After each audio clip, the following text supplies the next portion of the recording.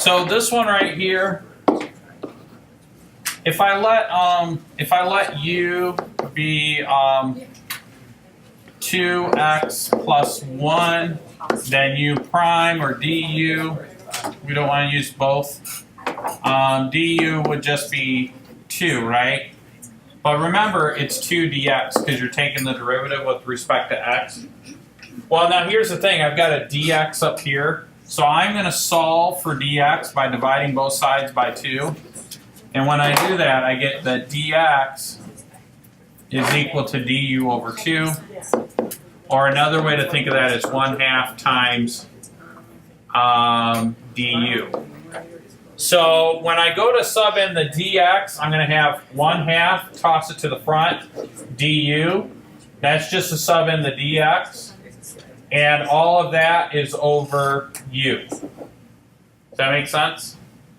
So now the antiderivative of 1 over u is just the natural log of u, right? But remember, I've got this 1/2 tacked on the front. And the other thing I got to remember too is that when I do it like this, it's not 1 and 2. Okay? Those are the x values.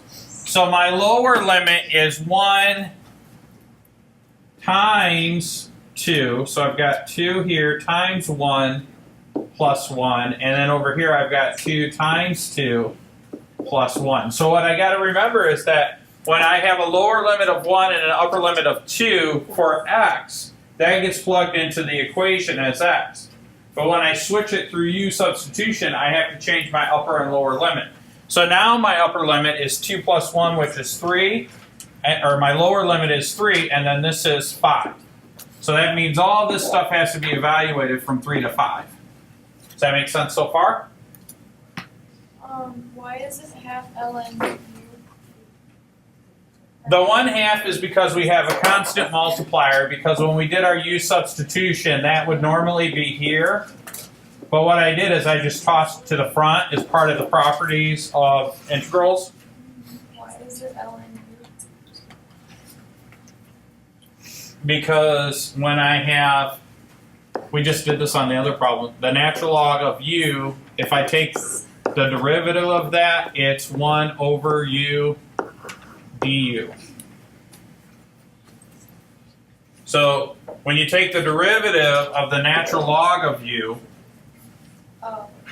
okay, you end up with 1 over u, which is basically what we have here. So we're taking the we're working backwards, taking the antiderivative.